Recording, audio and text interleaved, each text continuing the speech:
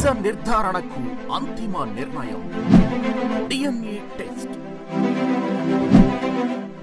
ఉన్నది ఉన్నట్లుగా వాస్తవాలను శోధించి వివరించే మన DNA టీవీ, మన రాష్ట్రం, మన ఛానల్. నమస్కారం, వార్తలకి స్వాగతం. ఈనాటి ముఖ్యాంశాలు.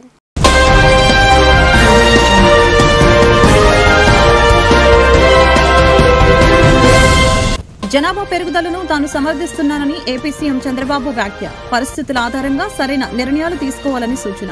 నేడు ఏ దేశంలో జనముంటే వారికే ఎక్కువ గౌరవమని ఉద్ఘాటన.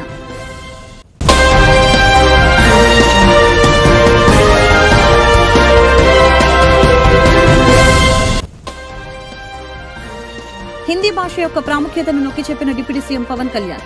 వ్యాపారాలకేమో హిందీ కావాలి, మరి హిందీ నేర్చుకోవడానికి ఇబ్బంది ఏంటి అని ప్రశ్నించిన పవన్.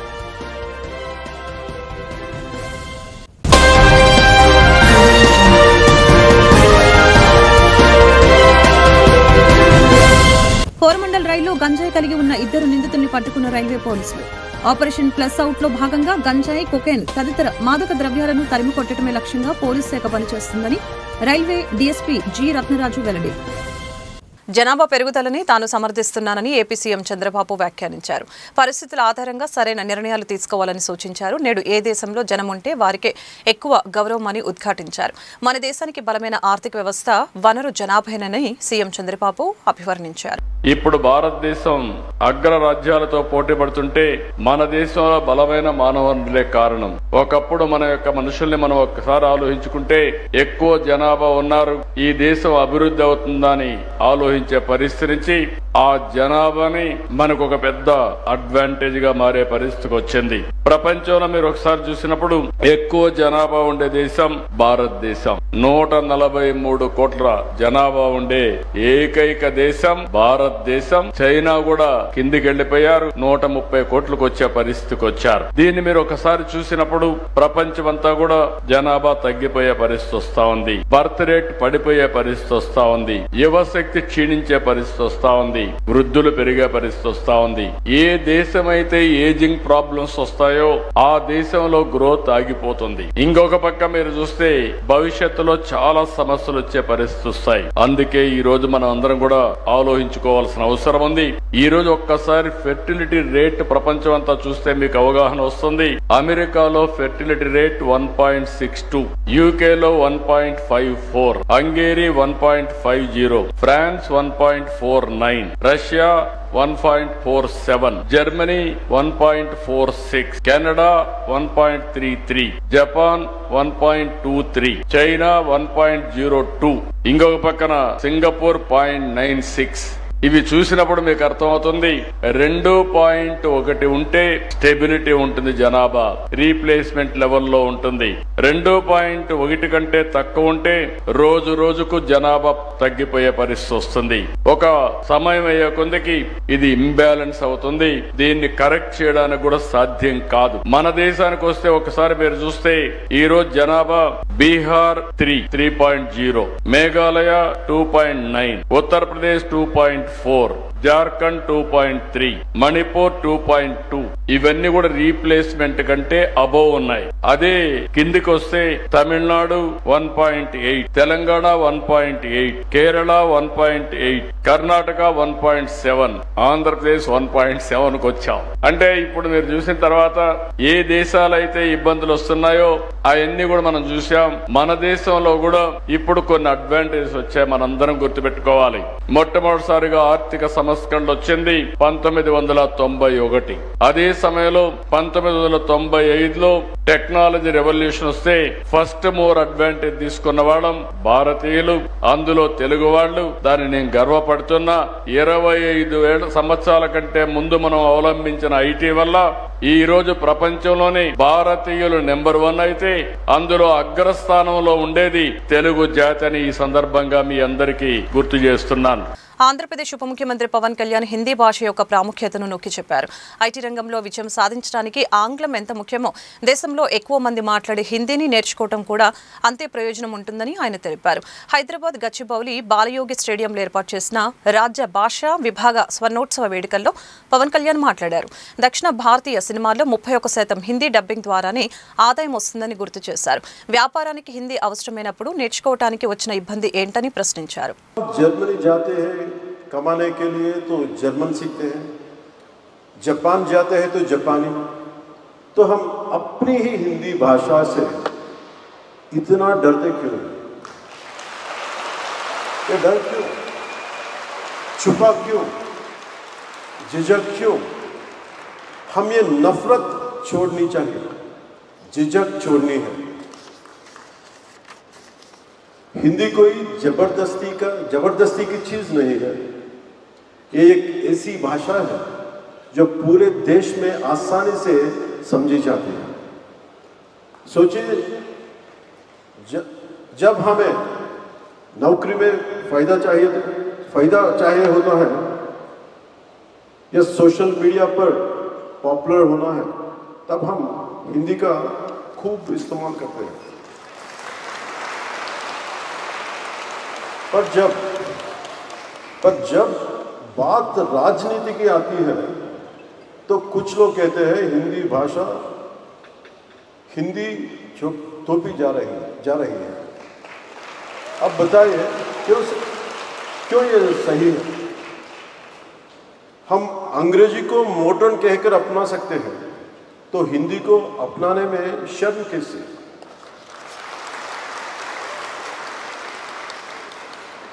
हमारे भारत रत्न डॉक्टर अब्दुल कलाम जी तमिलनाडु से थे, लेकिन हिंदी को बहुत पसंद करते थे। वो कहते थे भाषा वो होनी चाहिए जो दिलों का जोड़े।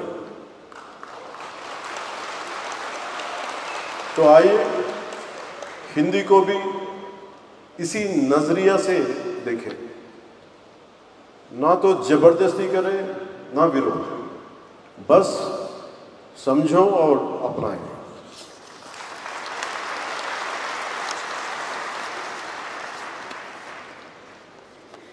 इस स्वर्ण जयंती के मौके पर आइए एक छोटा सा संकल्प लें। हिंदी से प्रेम करेंगे, अपनाएंगे और आगे बढ़ाएंगे। मैं कुछ पंक्ति में तेलुगु में बोलने के लिए अनुमति दीजिए। ఆపరేషన్ ప్లస్ అవుట్లో భాగంగా గంజాయి, కొకేన్ తదితర మాదక ద్రవ్యాలను తరిమికొట్టడమే లక్ష్యంగా పోలీసు శాఖ పనిచేస్తుందని రైల్వే డీఎస్పీ జి రత్నరాజు తెలిపారు. రైలు మార్గంలో గంజాయి సరఫరా జరుగుతుందన్న సమాచారంతో పటిష్టమైన నిఘా ఏర్పాటు చేశామని స్పష్టం చేశారు. తనిఖీలో కోరమండల్ రైల్లో గంజాయి చాక్లెట్లను కలిగి ఉన్న 2 నిందితుల్ని పట్టుకున్నట్లు చెప్పారు. మనకి లాస్ట్ 10 days నుంచి డీజీపీ గారు మనకి ఇచ్చినటువంటి ఇన్స్ట్రక్షన్స్ ఏంటంటే ఆపరేషన్ ఫ్లష్ అవుట్ అంటే ఈ మన రాష్ట్రం నుంచి గంజాయిని, మత్తు పదార్థాలని, హెరాయిన్, కొకైన్ ఇటువంటి అన్నిటిని మన రాష్ట్రాన్ని నుంచి తరిమి కొట్టడం ఆపరేషన్ ఫ్లష్ అవుట్ అంటే. ఈ ప్రోగ్రామ్ మన ప్లాన్ చేశారు గౌరవ డీజీపీ గారు. ఆ డీజీపీ గారి ఉత్తర్వుల మేరకు మనం 1 week బ్యాక్ ఒక ఆపరేషన్ ఫ్లష్ అవుట్ అనేది మనం ప్రోగ్రామ్ టేకప్ చేయడం స్టార్ట్ చేశాం. ఇది మనకి ట్రైన్స్ లో ఎక్కువగా ఈ గంజాయి, మత్తు పదార్థాలు ఇవన్నీ కూడా ట్రాన్స్పోర్ట్ అవుతున్నాయని చెప్పి ఎక్కువగా మనకి సమాచారం ఉంది. దాని మేరకు ట్రైన్స్ లో ప్రయాణం చేసే వాళ్ళందరినీ చెక్ చేయడం, ఒక రాష్ట్రం నుంచి ఇంకో రాష్ట్రానికి ఎక్కువగా ఈ గంజాయి ట్రాన్స్పోర్ట్ అవుతాం, ఇవన్నీ మనం చూస్తున్నాం. ఆ నేపథ్యంలో మనం లాస్ట్ వీక్ ఇదే కోరమండల్ ఎక్స్ప్రెస్ లో మనం గంజాయి ట్రాన్స్పోర్ట్ జరగడం మనం గమనించాం. ఒక టీమ్ ఏలూరు నుంచి మన ఐజీ మన రవికృష్ణ గారి ద్వారా ఆధ్వర్యంలో ఒక టీం ఏలూరు నుంచి ఇక్కడ వరకు ట్రావెల్ చేసి అన్ని కంపార్ట్మెంట్లు చెక్ చేసి ఆ గంజాయిని ట్రాన్స్పోర్ట్ చేస్తున్నటువంటి ముద్దాయిని పట్టుకోవడం జరిగింది. ఈ గంజాయిని కూడా రా గంజాయిని ట్రాన్స్పోర్ట్ చేస్తుంటే అక్కడ దొరికిపోవడం జరుగుతుంది. కాబట్టి వాళ్ళు టెక్నికల్ గా ఏం చేశారంటే ఈ గంజాయిని మెల్ట్ చేసి ఒక చాక్లెట్ రూపంలో తయారు చేసి ఆపరేషన్ ఒకటి స్టార్ట్ చేసాం. ఆపరేషన్ ఫ్లష్ అవుట్లో దానిలో లా అండ్ ఆర్డర్ పోలీస్ వారు, GRP, RPF plus Eagle team వారి ఆధ్వర్యంలో మనందరం కూడా ఇవన్నీ ఆపరేషన్ టేకప్ చేస్తున్నాం. అదే మాదిరి ఈవేళ కూడా మనకి కోరమండల్ ఎక్స్ప్రెస్లో ఈ 4 ఆర్గనైజేషన్లో ఉన్నటువంటి టీము ఏలూరులో బయలుదేరి ఈ కోరమండల్లో చెక్ చేయడం జరిగింది. ఆ చెక్కింగ్స్లో మనం ఒక ముద్దాయిని పట్టుకున్నట్టుగా వీళ్ళు చెకింగ్ చేస్తూ గంజాయి ట్రాన్స్పోర్ట్ చేయడం జరుగుతుంది. ఆ విధంగా ట్రాన్స్పోర్ట్ కాకుండా పకడ్బందీగా వ్యూహాత్మకంగా పట్టుకుని మొదలుగా గంజాయి ట్రాన్స్పోర్ట్ కాకుండా మొత్తానికి ఆపరేషన్ ఫ్లష్ అవుట్ అనేది ఉపయోగించుకోలేదు.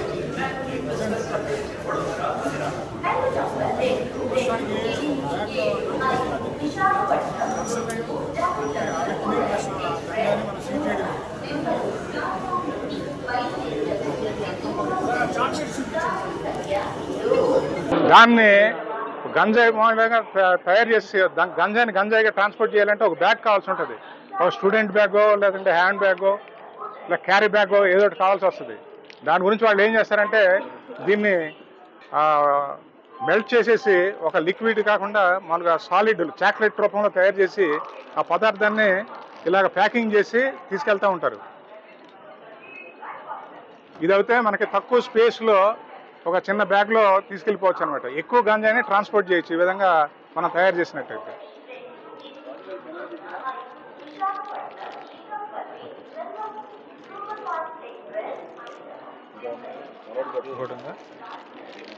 పట్టుకోటి పట్టుకో.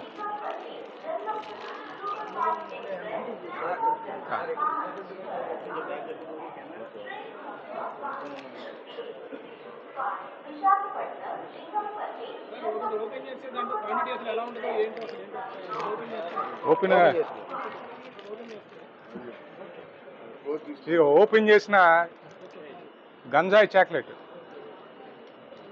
స్మెల్ చూస్తారా?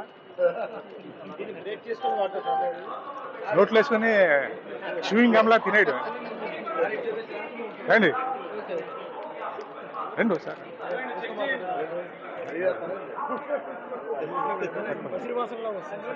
గంజాయి వాసన, గంజాయి స్మెల్ అది. అంటే మీకు గంజాయి స్మెల్ తెలీదు, మాకు తెలుసు కాబట్టి.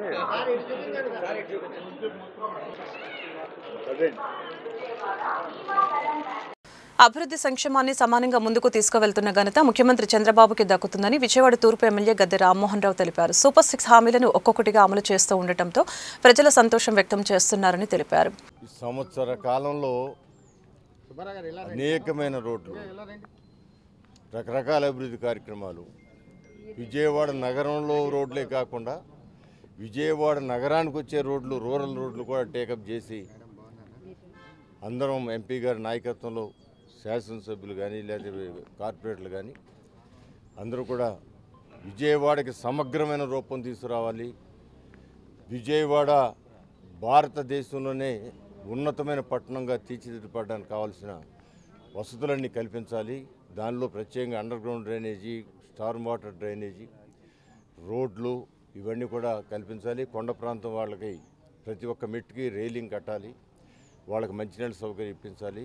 దీనికోసం నారా చంద్రబాబు నాయుడు గారు అనేకమైన మీటింగ్లు ఏర్పాటు చేసి ఆ మీటింగ్లో డిపిఆర్ తయారు చేయించి అతి తొందరలో దానికి ఎన్ని వేల కోట్లు రిక్వైర్మెంట్ అన్ని వేల కోట్లు శాంక్షన్ చేయడానికి చంద్రబాబు సిద్ధంగా ఉన్నారు. అంటే ఆయన విజయవాడ నగరం మీద ఈరోజు కాదు 2014 నుంచి ప్రత్యేకమైన శ్రద్ధ చూపించారు.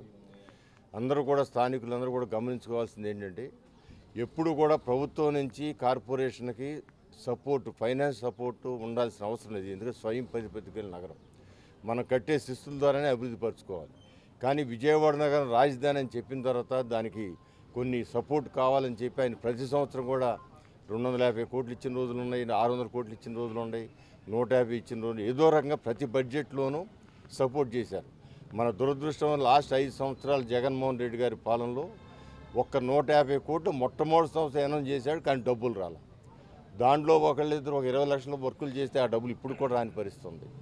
అంటే 150 కోట్లు కూడా ఉన్న బడ్జెట్లో ఉంది తప్పితే ఇక్కడ అమల్లో లేదు. చంద్రబాబు గారు ప్రతి సంవత్సరం ఇచ్చింది ఒక్క రూపాయి కూడా ఆగిపోకుండా అవన్నీ కూడా డబ్బులు ఇవ్వటం, వర్క్లు అయిపోవటం, ఆ కాంట్రాక్ట్లు కూడా పేమెంట్లు చేయడం జరిగింది. సో ఆ విధంగా మరలా ఇప్పుడు కొన్ని వేల కోట్లు రిక్వైర్మెంటు ఇవ్వాలని చెప్పి ఆయన డిపిఆర్ కూడా పెట్టించడం జరిగింది. ఆ డిపిఆర్ టెండర్ కూడా ఈ కార్పొరేషన్ వారు వాళ్ళకున్న అధికారమో లేకపోతే బలమో తెలియదు కానీ బట్ అభివృద్ధిని కూడా పక్కన పెట్టి ఆ డిపిఆర్ ఇస్తే ఎక్కడ వీళ్ళకి వేలాది కోట్లు వచ్చేసి డెవలప్ అయిపోద్దు అని చెప్పి వాళ్ళు రాజకీయంగా మంచినీళ్ళు ఇవ్వడానికి కూడా తిరస్కరించిన సందర్భాలు ఉన్నాయి. మంచినీళ్ళు అవసరమైన వాళ్ళకి మంచినీళ్ళు ఇవ్వడానికి కూడా అవి వాళ్ళు ఎన్ని తిరస్కరణ చేసినా ప్రభుత్వం ఉంది, విజయవాడ నగరం మీద అభివృద్ధి ప్రభుత్వం చిత్తశుద్ధి ఉంది. దానికి వీళ్ళ తీర్మానాలన్నీ కూడా రద్దుపరిచి ప్రభుత్వమే అవకాశం కల్పించి ఆ డిపిఆర్ ద్వారా ఆ డిపిఆర్ ఎన్ని వేల కోట్లు అవసరమైతే అన్ని వేల కోట్లు కూడా తీసుకొచ్చి ఈ నగరాన్ని అభివృద్ధి పరచడానికి ఎంపీ గారి నాయకత్వంలో మేమందరం కూడా కృషి చేస్తాను. తప్పకుండా సాధించి ఈ ప్రజల మన్ననలు మరలా పొందుతామని కూడా తెలియజేస్తున్నాం. రాష్ట్రంలో అధికారంలోకి వచ్చిన తర్వాత నారా చంద్రబాబు నాయుడు గారి నాయకత్వంలో విజయవాడ తూర్పు నియోజకవర్గంలో హ్యాట్రిక్ శాసనసభ్యులు గద్దె రామ్మోహన్ రావు గారు, అదేవిధంగా పార్లమెంట్ సభ్యులు కేశినేని చిన్ని గారి ఆధ్వర్యంలో విజయవాడ తూర్పు నియోజకవర్గం అప్రతిహతంగా కూడా అభివృద్ధి పదంలో దూసుకువెళ్తూ ఉంది. అవసరమైనటువంటి రోడ్లు కానివ్వండి, లేకపోతే డ్రైన్స్ కానీ కూడా నిర్మించుకొని కూడా ప్రజా అవసరాలు తీర్చుకుంటూ కూడా ముందుకెళ్తా ఉన్నాం. ఈ రోజున మరి వెటర్నరీ కాలనీలో మరి పార్కుకి ఉత్తరం వైపు రోడ్డుని మన తార్ రోడ్డుగా కూడా నిర్మించుకోవడానికి శంకుస్థాపన చేసుకున్నాం. ఇక్కడ ఇంకొక విషయం ఏంటంటే ఎప్పుడో 40 సంవత్సరాల క్రితం ఈ కాలనీ వాసులకు తెలియకుండా వెటర్నరీ కాలనీ లేఅవుట్ స్థలాన్ని ఆనాటి ఉన్నటువంటి కాంగ్రెస్ మున్సిపాలిటీలో అధికారంలో ఉంటే వారు నెహ్రూ యువ కేంద్రానికి కేటాయించడం జరిగింది. ఆ నెహ్రూ యువ కేంద్రం కట్టినటువంటి బిల్డింగ్ శిథిలావస్థకు అయింది. ఈ రోజున ఎంపీ గారు, ఎమ్మెల్యే గారు చేసినటువంటి కృషి వలన ఆ శిథిలమైనటువంటి భవనాన్ని తొలగించడానికి కూడా ఉత్తర్వులు వచ్చినాయి. త్వరలో కూడా ఆ భవనాన్ని తిరిగి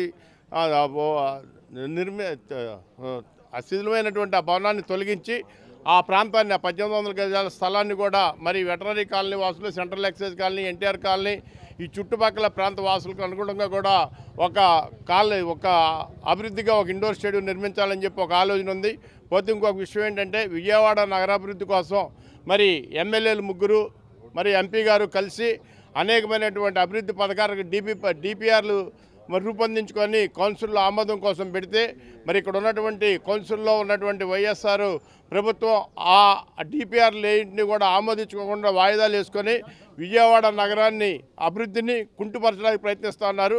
వాళ్ళు ఎన్ని వేషాలు వేసినా కూడా విజయవాడ నగర అభివృద్ధిని మేము కాంక్షిస్తూ ముందుకెళ్తామని కూడా మీకు తెలియజేస్తా ఉన్నాం.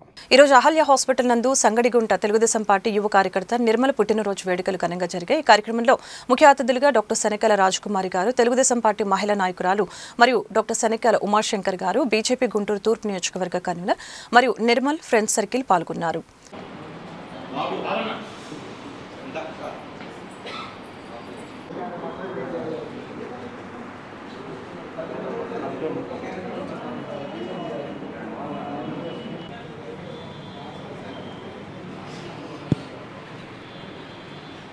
మేడం కొద్దిగా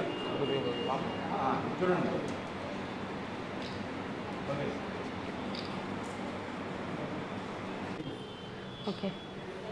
కార్యకర్తలు పార్టీకి ప్రాణం, అలాగే యువతి రాష్ట్రానికి ప్రాణం. ఇప్పుడు ఇక్కడ ఉన్న యువతి అందరూ చాలా సక్సెస్ఫుల్గా ఉంటేనే రాష్ట్రం అభివృద్ధి జరుగుతుంది. ఇలాగా ఇవాళ ఉన్న యువతి నిర్మల్కి తను మంచి భవిష్యత్తు ఉండాలని, ఇట్లాగే ఇంకా ఎన్నో సక్సెస్ఫుల్ బర్త్డే సెలబ్రేట్ చేసుకోవాలని విష్ చేస్తూ హ్యాపీ బర్త్డే నిర్మల్. ఇంకా చాలా బర్త్డేస్ మీరు సెలబ్రేట్ చేసుకోవాలి. మా మిత్రుడు నిర్మల్ బర్త్డే వాళ్ళందరం కలిసి సెలబ్రేట్ చేసుకుంటున్నాం. మాతో పాటు LLB చదివాడు, అందరితో కలిసిమెలిసి ఉంటాడు. ముఖ్యంగా పార్టీకి, ప్రజలకు ఎప్పుడు అందుబాటులో ఉండే నిర్మల్ మంచి భవిష్యత్తు ఉండాలని, మంచి పదవులు రావాలని కోరుతూ ఇవాళ ఒక్కసారి మళ్ళీ హ్యాపీ బర్త్డే నిర్మల్. వాళ్ళ ఫ్రెండ్స్ అందరూ కలిసి ఒక్కసారిగా ఒకే గొంతుతోటి విష్ చేద్దాం. 1 2 3. నిర్మల్ నా క్లాస్మేట్, ఇంటర్ క్లాస్మేట్, నాకు మంచి ఫ్రెండ్, బెస్ట్ ఫ్రెండ్. ఇలాంటి బర్త్డేస్ ఎన్నో జరుపుకోవాలి ఈరోజు నిర్మల్ ఇంకా కూడా. Wish you best of life for bright future. విద్యారంగ సమస్యల పరిష్కారం కోరుతూ గుంటూరులో ఆందోళన జరిగింది. ఏఐఎస్ఎఫ్ జిల్లా సమితి ఆధ్వర్యంలో కలెక్టరేట్ కార్యాలయం వద్ద ధర్నా నిర్వహించి నిరసన వ్యక్తం చేశారు. వివిధ కళాశాలలకు చెందిన విద్యార్థులు పెద్ద సంఖ్యలో ఆందోళనలో పాల్గొన్నారు. ఈ సందర్భంగా ఏఐఎస్ఎఫ్ రాష్ట్ర సహాయ కార్యదర్శి మస్తాన్ మాట్లాడారు. రాష్ట్ర వ్యాప్తంగా పెండింగ్లో ఉన్న 6,400 కోట్ల బకాయిలు తక్షణమే విడుదల చేయాలని డిమాండ్ చేశారు. అదేవిధంగా జీవో నెంబర్ 77ను రద్దు చేయాలని చెప్పారు. యువగలం పాదయాత్రలో విద్యార్థి రంగ సమస్యల పరిష్కారానికి లోకేష్ ఇచ్చిన హామీలను అమలు చేయాలని కోరారు. పీజీలో కంప్లీట్ చేసుకొని ఈరోజు కళాశాలలో సర్టిఫికేట్లు ఇరుక్కోపోయి ర్యాపిడో, జొమాటో అటువంటి సామాజిక మాధ్యమాల్లో ఈరోజు పనిచేసుకుంటా ఉన్నారు. దీనంతటికి కారణం గత ప్రభుత్వము 77 జీవోను రద్దు చేసింది. అయ్యా నారా లోకేష్ గారు, మీరు యువగళం పాదయాత్ర సందర్భంగా ప్రతి విద్యార్థి కన్నీటిని నేను తుడుస్తాను, వాళ్ళ సర్టిఫికేట్లన్నీ నేను ఇప్పిస్తాను, నేనున్నానని భరోసా ఇచ్చిన మీరు దాదాపు మీరు ప్రభుత్వం ఏర్పాటు చేసి 2 పీజీ సెట్లు అయినాయి. ఈ రోజుకి కూడా జీవో నెంబర్ 77ను మీరు రద్దు చేయలేదు. అదేవిధంగా దాదాపు 6,400 కోట్ల రూపాయలు ఫీజు రింబర్స్మెంట్ బకాయిలు ఉన్నాయి, అవి మీరు విడుదల చేయలేదు. ఈరోజు మీ అందరికీ తెలుసు, మీ దగ్గర ప్రభుత్వ రికార్డ్స్ ఉన్నాయి. ఎంతోమంది వేల లక్షల మంది విద్యార్థులు కార్పొరేట్ ప్రైవేట్ కాలేజీల్లో డిగ్రీలు పూర్తి చేసుకొని సర్టిఫికేట్లు ఇరుక్కో ఉన్నాయి. ఈరోజు కాలేజీలు విద్యార్థుల మెయింటెనెన్స్ మీద బతికేటటువంటి కాలేజీలు కొన్ని వేల కాలేజీలు ఉన్నాయి. ఈరోజు మీరు రీంబర్స్మెంట్ విడుదల చేయలేదు. కాలేజీలో వాళ్ళు ఫీజులు చెల్లించుకోలేకపోతున్నారు, వాళ్ళు విద్యార్థుల మీద బలవంతం పెడుతున్నారు. వాళ్ళు ర్యాపిడో, జొమాటోలో వాటిలో పని చేసుకుంటా ఈరోజు కాలేజీ ఫీజులు కట్టించుకుంటా ఉన్నారు.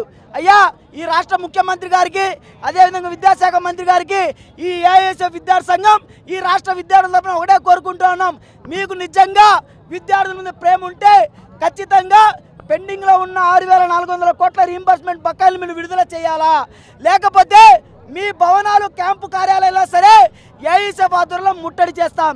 అదే పద్ధతిలో జీవో నెంబర్ 77ను విడుదల చేసి రద్దు చేసి మీరు పేద విద్యార్థులకు పీజీ చదివే ఉన్నత విద్యను అందించకపోతే ఖచ్చితంగా మీ కార్యాలయాలను ముట్టడి చేసి ధ్వంసం చేయడానికైనా కూడా ఏఐఎస్ఎఫ్ భయపడదని చెప్పేసి ఈ సందర్భంగా ఈ రాష్ట్ర ప్రభుత్వానికి ఏఐఎస్ఎఫ్ తరఫున హెచ్చరికలు తెలియజేస్తా ఉన్నాం. AISF state vice president Balanavyasri రింగిశెట్టి మాట్లాడుతున్నాను. ఈరోజు స్థానిక గుంటూరు నగరంలోని కలెక్టరేట్ కార్యాలయం ముందు వందలాది మంది విద్యార్థులతో పెండింగ్లో ఉన్న ఫీజు రియంబర్స్మెంట్లను విడుదల చేయాలని, అలానే జీవో నంబర్ 77ను రద్దు చేయాలని చెప్పేసి విద్యార్థులతో నిరసన తెలియజేస్తా ఉన్నాము. గత ప్రభుత్వం పెండింగ్లో ఫీజు రియంబర్స్మెంట్లను విడుదల చేస్తామని చెప్పేసి ప్రతిపక్షంలో ఉన్నప్పుడు మన విద్యాశాఖ మంత్రి నారా లోకేష్ గారు తెలియజేశారు. ప్రభుత్వం అమల్లోకి వచ్చిన 100 రోజుల్లోనే విద్యార్థులకు ఫీజు రియంబర్స్మెంట్ అమలు చేస్తాము. అలాగే యువగలం పాదయాత్రలో నడుస్తూ ప్రతి ఇంటికి తిరుగుతూ విద్యార్థులు ప్రతి ఒక్కళ్ళతో ఫోటో సెల్ఫీ తీసుకుంటూ జీవో నెంబర్ 77ను రద్దు చేస్తాను, వచ్చిన 100 రోజుల్లోనే విద్యార్థులకు న్యాయం చేస్తామని చెప్పి హామీ ఇచ్చిన మన విద్యాశాఖ మంత్రి నారా లోకేష్ గారు ఈరోజు ప్రభుత్వం వచ్చి సంవత్సరం పూర్తయిన సంబరాలు జరుపుకుంటున్నారు, కానీ విద్యార్థుల బాధను మాత్రం పట్టించుకోవటం లేదు. విద్య పూర్తయిన విద్యార్థులు, డిగ్రీ బీటెక్ పూర్తయిన విద్యార్థులు వాళ్ళ స్టడీ అయిపోయిన సర్టిఫికెట్లు చూసుకోక చెన్నై, బెంగళూరు వెళ్ళి ఉద్యోగాలు చేసుకోలేక సర్టిఫికెట్ లేక కూలీ నాలి పని చేసుకుంటా రోడ్లంతా తిరుగుతూ ఉన్నారు. అలా కూలీ నాలి చేసుకున్న డబ్బులతో వాళ్ళ ఫీజులను చెల్లించుకొని సర్టిఫికెట్లు తీసుకున్న పరిస్థితిని చూస్తూ ఉన్నాం. నాయకుడు అంటేనే నాయకుడు లేని నవ సమాజాన్ని సృష్టించేవాడే నాయకుడు. అటువంటిది ఇక్కడ విద్యార్థులు ఇంత బాధలు పడుతున్నా, ఇంత క్షోభ పడుతున్నా కానీ కళ్ళు తెరిచి నిద్రపోతా తమాషా చూస్తూ ఉన్నారే కానీ సంబరాలు జరుపుకుంటున్నారు, కానీ ప్రభుత్వం వచ్చిందని విద్యార్థులు గోడనైతే పట్టించుకోవడం లేదు. పీజీ విద్యను దూరం చేస్తూ పేద విద్యార్థులందరికీ ఈరోజు జీవో నంబర్ 77 శాపంగా మారిందన్న విషయం మీకు తెలుసు. గత ప్రభుత్వం ఉన్నప్పుడు మీరు ప్రతిపక్షంలో ఉండి 77ను రద్దు చేయాలని చెప్పేసి ఇదే స్టూడెంట్ ఆర్గనైజేషన్తో పాటు నడిచి మీరు రద్దు చేస్తానని చెప్పారు. కానీ సంవత్సరం కాలం పూర్తవుతున్నా కానీ మీ యొక్క హామీలు ఎలక్షన్లకు మాత్రమే, ఎలక్షన్ల తర్వాత విద్యార్థుల పాట పట్టించుకునే విధంగా లేదు. కాబట్టి ఇప్పుడైనా సరే విద్యార్థులకు ఫీజు రియంబర్స్మెంట్ విడుదల చేయాలి, అలాగే జీవో నంబర్ 77ను రద్దు చేయాలని చెప్పేసి ఏఐఎస్ఎఫ్గా డిమాండ్ చేస్తా ఉన్నాము.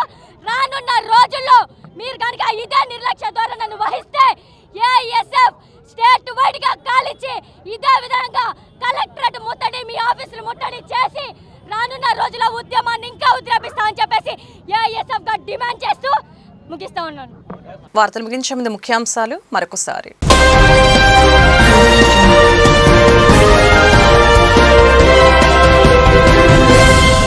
జనాభా పెరుగుదలను తాను సమర్థిస్తున్నానని ఏపీ సీఎం చంద్రబాబు వ్యాఖ్య. పరిస్థితుల ఆధారంగా సరైన నిర్ణయాలు తీసుకోవాలని సూచన. నేడు ఏ దేశంలో జనముంటే వారికే ఎక్కువ గౌరవమని ఉద్ఘాటన.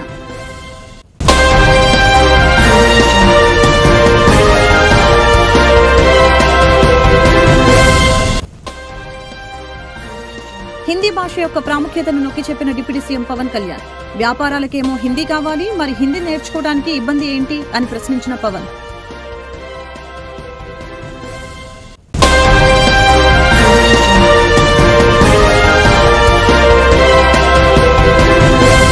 కోరమండల్ రైల్లో గంజాయి కలిగి ఉన్న 2 నిందితుల్ని పట్టుకున్న రైల్వే పోలీసులు.